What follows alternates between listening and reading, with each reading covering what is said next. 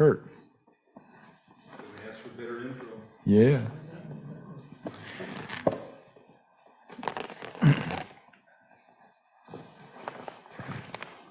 Well, I want to start where I start with lots of people here, which is your family of origin and kind of what was the spiritual tradition that you grew up in, and maybe say a few words about how that might be different now.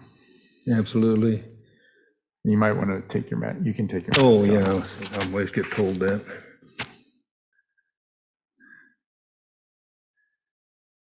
Is it working? You're good. Excellent. Yeah. Thank you, Rover. Well, let's see. I grew up in Manteca. In fact, I was there from almost birth through high school, going away to college, through high school. In that small town, we lived 3 blocks from a neat church, but my parents weren't involved. My parents weren't churchgoers. But I did, my best friend was the son of the pastor at that same little church. So I tried it out, and it's interesting how you see a family off stage or behind the scenes in church. And there was no problem there, but there was a problem with the Sunday school teacher who happened to also be a Boy Scout leader. 2 different people. When he was more masculine and raucous and things like that, even in young Boy Scouts. But when he was a Sunday school teacher, he was sort of stiff and tried to be scientific. But so I was I call it my first disillusionment. Okay, as I'm thinking about today, and but at the same time, the religion of my parents, I would say, was fraternal work. With Masons and Eastern Star, in my case. I was a Demolay. I call it boy Masons. My father wouldn't appreciate that. And well, he would say, you certainly weren't a Mason, Right. Demolay. We did ritual and everything. I was very moved in Demolay. I loved it when I got to be chaplain and do the prayer at 9 o'clock for mothers, which is really deep to me. So there's been a heartfelt spirituality from early age. But and then there was a moment in college where one of the Episcopal priests came to the college and had a discussion group. I said, well, now there's a guy who's making sense. And I could really get with that. But then we got disillusioned again at that point. Right after that, we were going to baptize our daughter. I ended up baptizing our son, but baptizing our daughter. And we went to this is a while later, went to Episcopal process. Because I was baptized non-Episcopal, I had to go through whatever you call it, confirmation or something. Right. And then the guy could not explain why we do baptism. He just couldn't touch it, couldn't hit it. So another disillusionment. Let's see. I want to bring this back home then to a very important and formative time of both Pat and me, our life. I call it a cult, and maybe I shouldn't say that, but at work, the guy had a Jesus as Teacher book on his work table there. And I said, what's that? And that began 13 years of deep, intense, we were in our daughter was an infant at the living room of this guy's wife, the guy and his wife, for the first discussion group about Jesus. And we took, and that 13 years was dedicated. Not long after that, weekly discussion groups, weekend retreats, all-day retreats, week-long retreats, a lot of men's work. It was just big for me and great, and for Pat too. Development of our family and our values and our way of being, it was huge. And then another disillusion. I didn't realize there was going to be disillusions in this talk, but because it changed, as the leadership changed, the purposes changed, the world changed. We were heavily involved with nuclear issues, nuclear power issues, and also later on with, well, I'm not going to go there, outside issues. And that was what happened, I think. The leadership changed and the focus no longer was inner or spiritual or religious. It was very religious before, but it became political, basically. Let's see, where are we with the questions? I am going to bring it, go ahead. So maybe that would lead into coming to the Bay Area. Exactly, thank you, Jeff. So civil engineering, I make this brief, but it was so important. I remember as a kid in Manteca, they redid our street. Before they redid the street, it was lawn down to the edge of asphalt. And it wasn't our property, but we had that lawn and so forth. And then along came the trucks and the scrapers, and there was a guy in field boots walking along there sort of supervising. I said, I want to be that guy, I said. I was 10 years old or something, Ironically, I ended up being that guy. Went to San Jose State, civil engineering, and it was hard. Academically, I was, back in elementary school,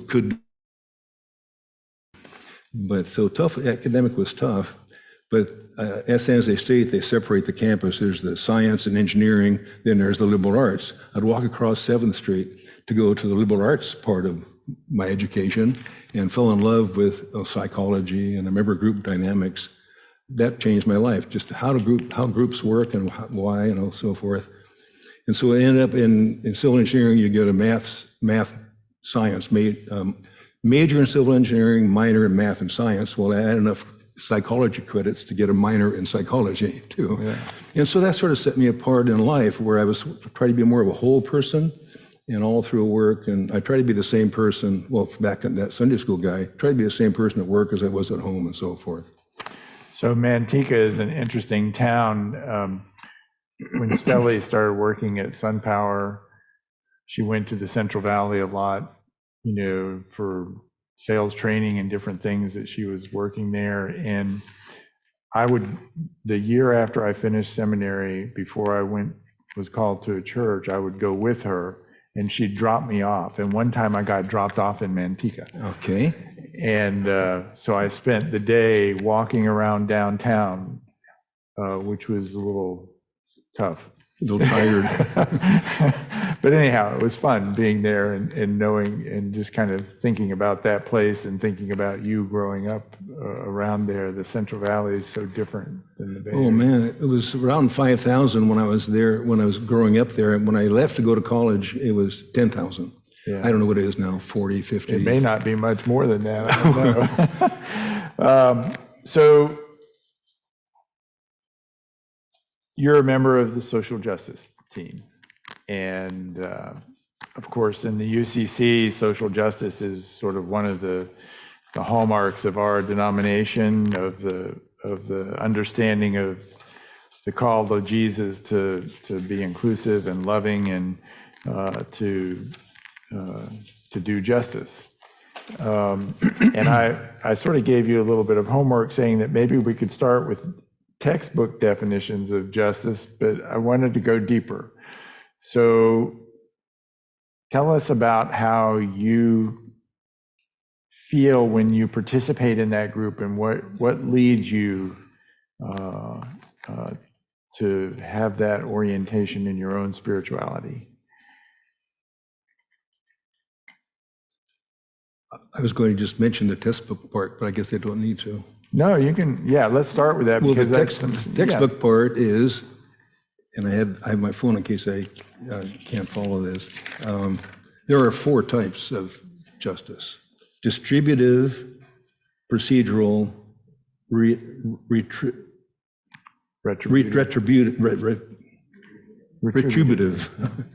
and restorative.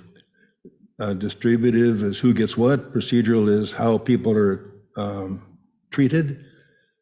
Retributive, punishment for wrongdoing, and restorative tries to restore relationships to rightness.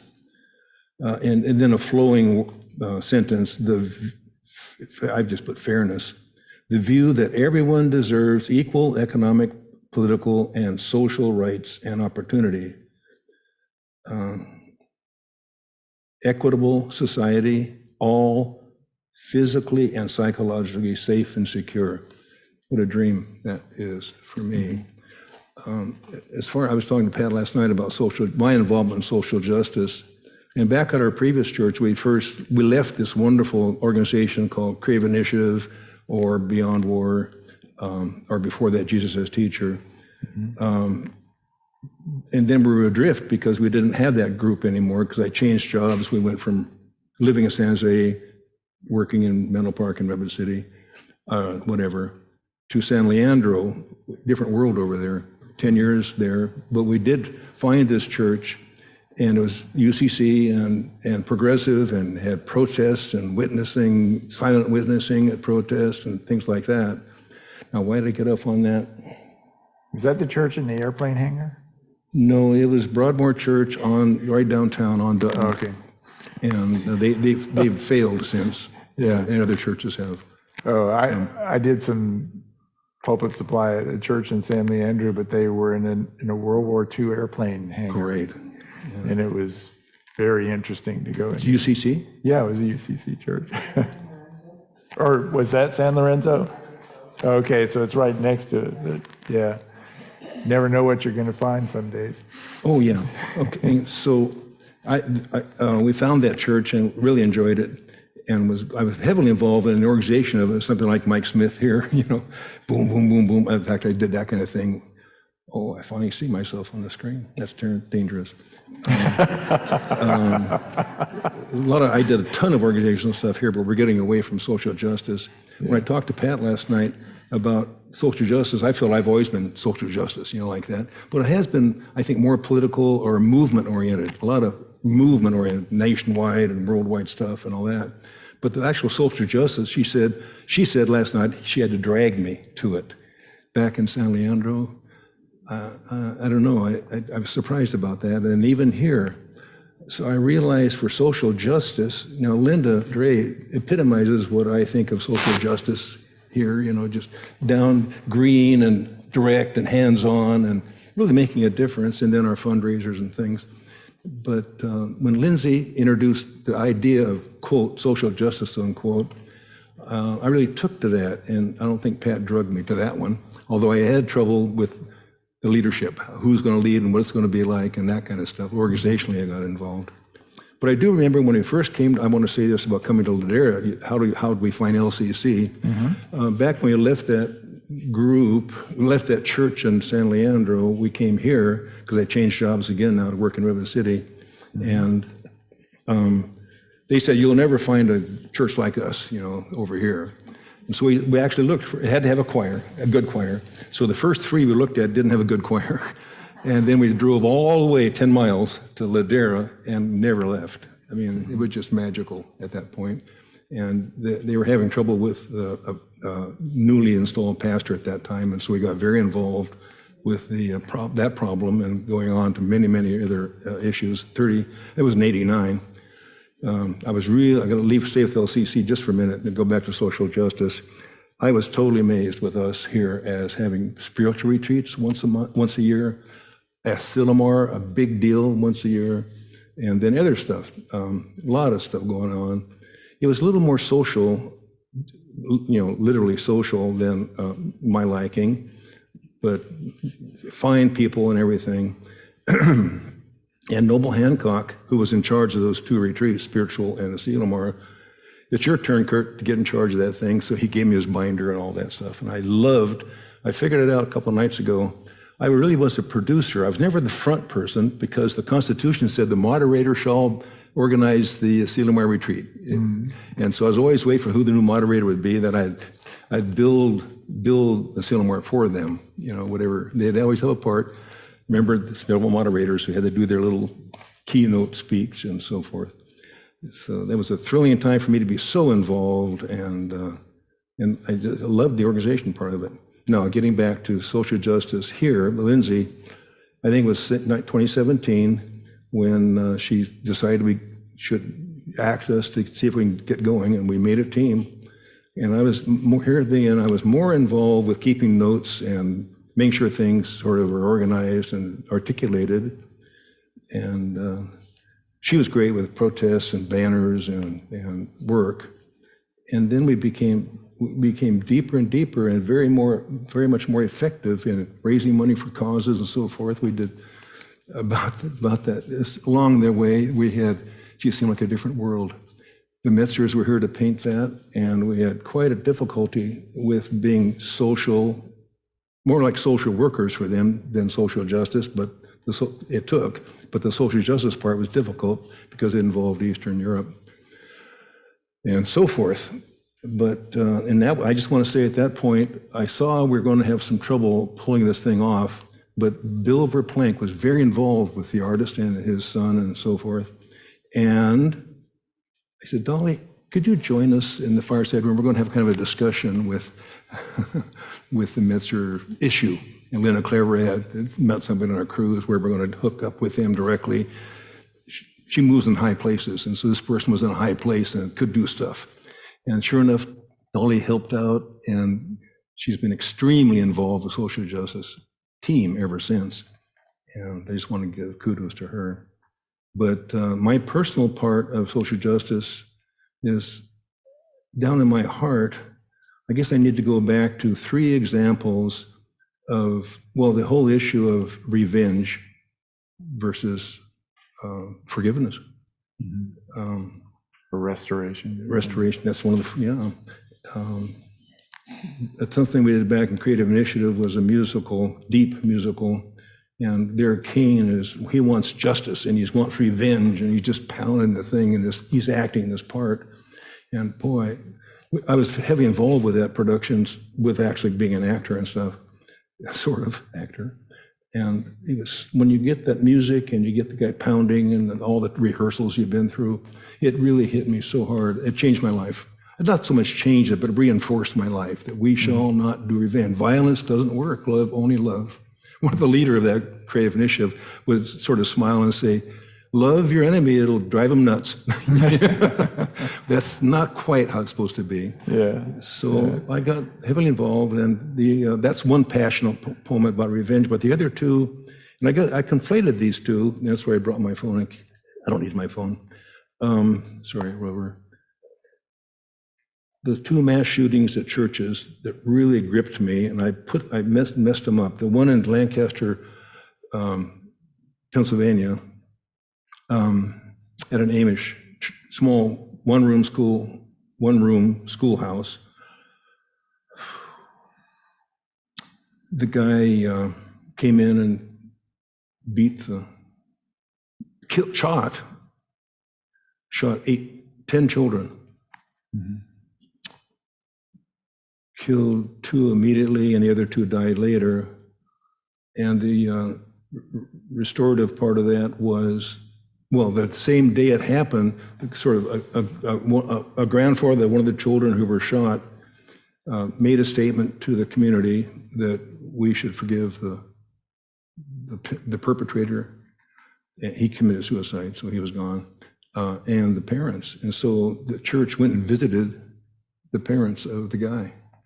I was in Pennsylvania not long after that. Another part of that was that when there was the funeral for that person, the Amish went out, and all of the people in that community that had children and everything formed a huge circle around the family at the cemetery to keep the media away from them. Privacy. During the burial of the perpetrator, or the man that shot the children. There was an incredible act of kindness on their part. Not only did they visit the parent that day, but later on, the fact about that funeral that's in the articles talk about how the Amish say there's Amish and English. That's their name for non-Amish people. Mm-hmm. So there were more Amish people at the funeral for the perpetrator than there were English. Mm-hmm. Yeah, nobody knew they were there. They were in a barn, and as soon as the people got there, then they all came out.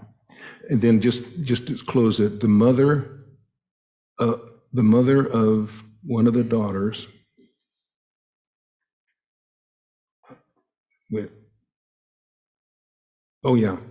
one of the daughters was at 6 years old. It survived, but was really big brain damage.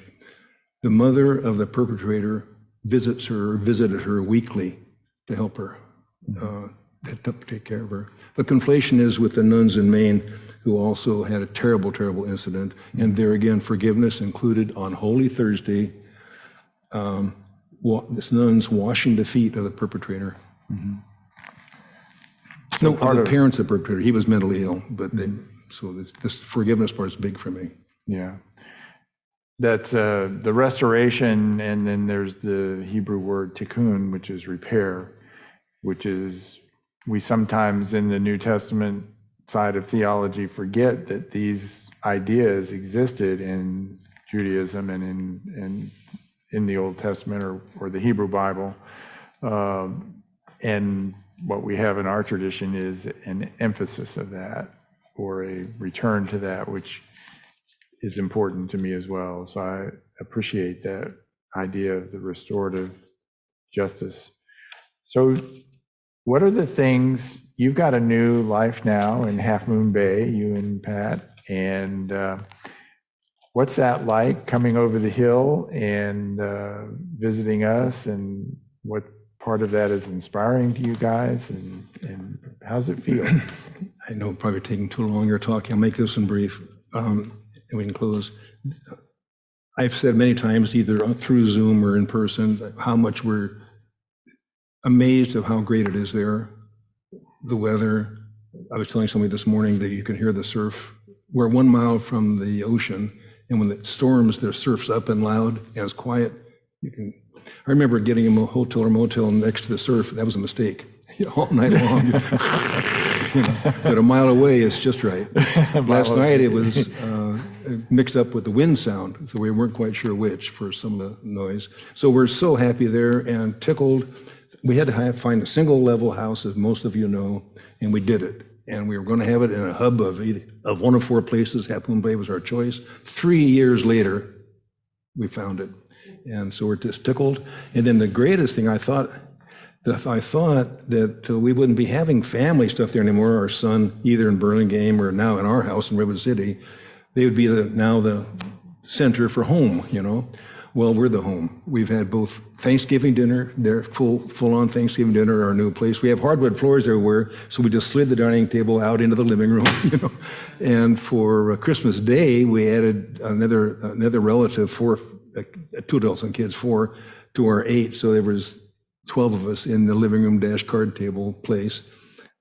Christmas Eve, we always do a special thing with crab, but the whales were being harmed, so we didn't have crab this time, but we had a special Russian dish. Our daughter-in-law is Russian. And so we had the nucleus of the family for Christmas Eve too. So we've had 3 major family events already in our non-hub. Isn't it amazing how card tables show up everywhere? Well, thank you, Curt. Thank you for sharing. I just need to say 2, just really quick. Peter mentioned Jane Land and Bob Land. When we showed up on the doorstep here the first day, I remember greeting, of course, during coffee hour or whatever, but when we came back the next time, Bob Land came sort of roaring down the breezeway to greet us. And that takes. Yeah. And then Jane sort of followed up too, but it was really great. And then social justice part of that, when we, early on right there, Rennie Wilsnack, the Harvest Rennie, was really over going after landmines. And she asked Pat to, she had a wooden model of a landmine, and she asked Pat, and I think it helped a little bit, make a poster in the breezeway of, we got to get rid of land. But the United States is one of the only ones who's still doing it, for God's sakes, you know, of the whatever. And then